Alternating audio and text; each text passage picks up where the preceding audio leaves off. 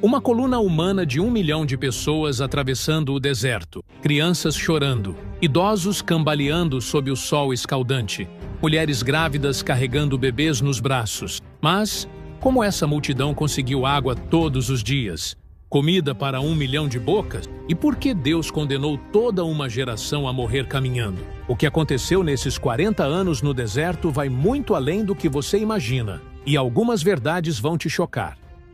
600 mil homens a pé, fora mulheres e crianças. Êxodo 12:37 não está falando de uma família fugindo no meio da noite. Estamos falando de mais de 1 milhão de pessoas saindo do Egito de uma só vez. Uma nação inteira em movimento. Para você ter ideia da dimensão, se essa multidão caminhasse em fila indiana, a fila teria mais de 300 quilômetros de comprimento. Quando os primeiros chegassem ao destino, os últimos ainda estariam saindo do Egito, mas não eram só israelitas. Êxodo 12:38 menciona uma grande mistura de gente que saiu junto. Egípcios, núbio, líbio, estrangeiros que decidiram seguir o Deus de Israel depois de verem as 10 pragas. Imagina a confusão de idiomas, culturas e costumes diferentes tentando sobreviver juntos no deserto. Como organizar essa massa humana? Moisés não inventou nada. Deus mesmo deu as instruções em Números 2.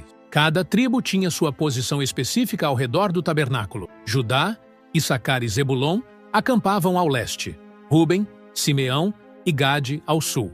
E por aí vai.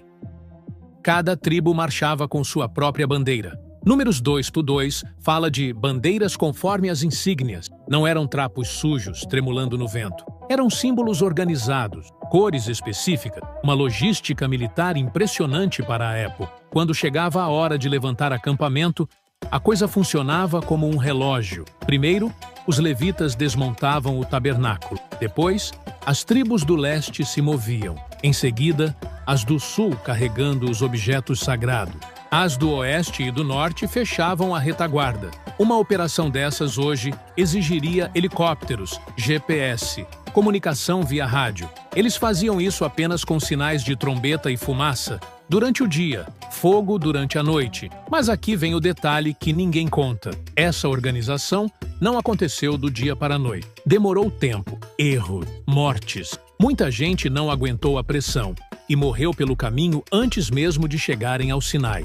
E isso era só o começo. Porque sobreviver no deserto com 1 milhão de pessoas não é questão de organização, é questão de milagre diário. E esses milagres estavam apenas começando. 1 milhão de pessoas precisam de água, todo dia. Você já pensou nisso? Um adulto precisa de pelo menos 2 litros de água por dia, só para não morrer. Multiplica por 1 milhão. São 2 milhões de litros diários, no deserto do Sinai, onde não chove quase nada e os poços são raros. 3 dias depois de cruzarem o Mar Vermelho, a água acabou. O povo estava desesperado. Êxodo 15:22 diz que encontraram água em Mara, mas era amarga, intragável. As pessoas murmuraram contra Moisés. O que havemos de beber?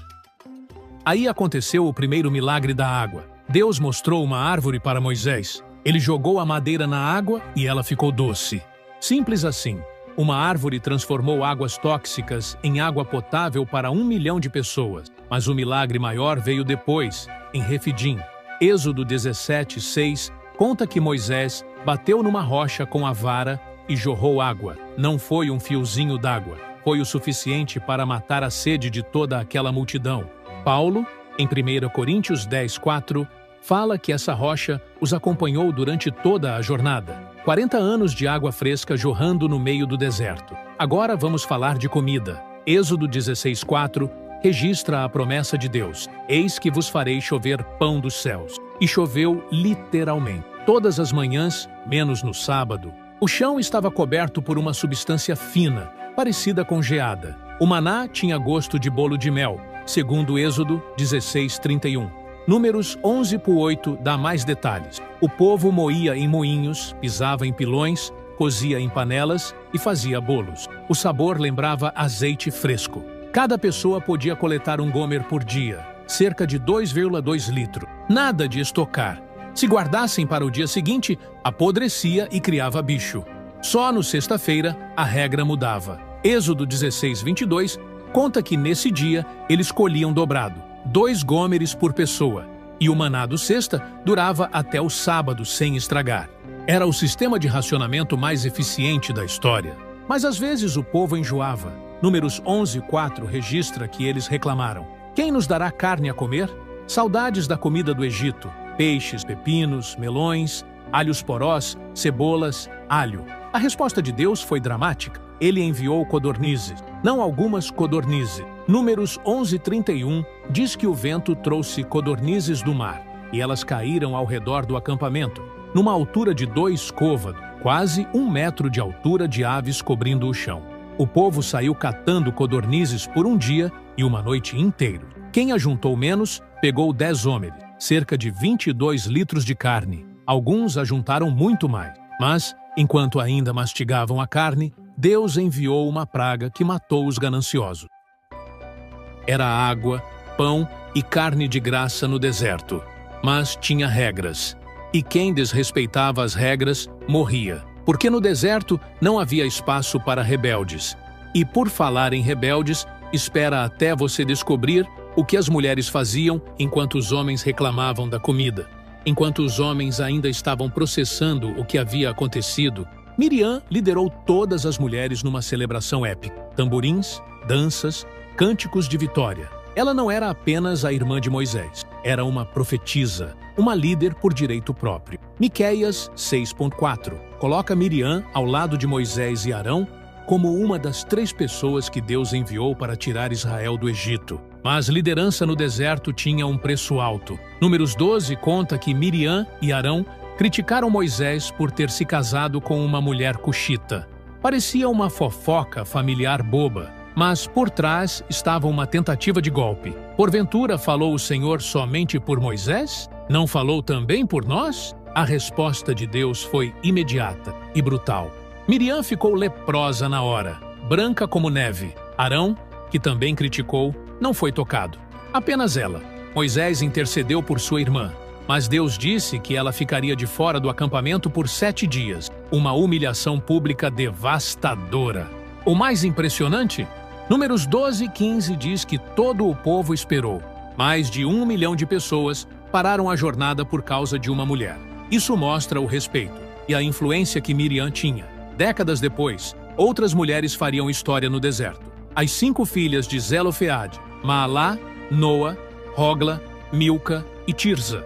Números 27:1 conta que elas se apresentaram diante de Moisés, do sacerdote Eleazar, dos príncipes e de toda a congregação. O caso delas era simples. O pai morreu no deserto sem deixar filhos homens. Pela lei da época, a herança se perderia. Mas elas argumentaram: por que se tiraria o nome de nosso pai do meio de sua família, por não ter tido filhos? Dá-nos possessão entre os irmãos de nosso pai. Era uma revolução jurídica. Mulheres reivindicando direitos de herança numa sociedade patriarcal. Moisés não sabia o que fazer e consultou a Deus. A resposta veio em Números 27:7. As filhas de Zelofeade falam justamente: certamente lhes darás possessão de herança entre os irmãos de seu pai. Elas ganharam. E mais, Deus criou uma nova lei para casos similares no futuro. Mas a vida das mulheres no deserto não era só liderança e conquistas legais. Era também sobrevivência prática. Êxodo 16:16 mostra que cada um deveria coletar maná, conforme o que cada um pode comer. As mulheres organizavam a coleta para suas famílias, moíam o maná, cozinhavam, cuidavam dos filhos. E quando nasciam bebês no deserto, como faziam partos sem hospitais, sem anestesia, sem estrutura médica? A Bíblia não dá detalhes, mas o fato é que a população cresceu durante os 40 anos. Crianças nasceram, cresceram e se tornaram adultos, caminhando pelo deserto. As mulheres também participavam dos rituais religiosos. Êxodo 38:8 menciona que elas doaram seus espelhos de bronze para fazer a bacia do tabernáculo, um sacrifício pessoal significativo numa época sem lojas de cosméticos. Mas nem tudo eram flores. Algumas mulheres se envolveram nos piores escândalos do deserto, e esses escândalos quase destruíram a nação inteira. Porque quando 1 milhão de pessoas vivem juntas por 40 anos, a organização e as leis precisam ser mais rígidas que qualquer exército. Moisés estava no limite do esgotamento. Êxodo 18:13 pinta o quadro. Desde a manhã até a tarde, uma fila imensa de pessoas esperando para falar com ele. Brigas de vizinhos, disputas comerciais, questões de herança, casos de traição conjugal. Mais de 1 milhão de pessoas e apenas um juiz para resolver tudo. Jetro, sogro de Moisés, viu aquela loucura e disse o óbvio: não é bom o que fazes, totalmente desfalecerás. Assim tu, como este povo que está contigo. A solução dele foi genial e está registrada em Êxodo 18:21. Escolher homens capazes, tementes a Deus, homens de verdade, que aborreciam a avareza, constituí-los por chefes de 1000, chefes de 100, chefes de 50 e chefes de 10. Era uma pirâmide de comando militar adaptada para a justiça civil. Cada grupo de 10 famílias tinha um líder. Cada 5 líderes de 10 respondiam a um chefe de 50. 2 chefes de 50 respondiam a um chefe de 100. 10 chefes de 100 respondiam a um chefe de 1000. Casos simples eram resolvidos nos níveis mais baixos. Disputas complexas subiam na hierarquia. Apenas os casos impossíveis chegavam até Moisés. Um sistema que funcionou por 40 anos no deserto e influenciou sistemas jurídicos até hoje. Mas quem eram esses juízes? Deuteronômio 1:15 diz que Moisés escolheu homens sábios e entendidos. Não eram políticos eleitos ou nobres hereditários. Eram pessoas reconhecidas pela comunidade como justas e capazes. A organização militar seguia a mesma estrutura. Números 31, 20 e 14 menciona capitães de milhares e capitães de centenas. Quando Israel precisava ir à guerra, os chefes civis viravam comandantes militares automaticamente. Era um exército-nação em movimento constante.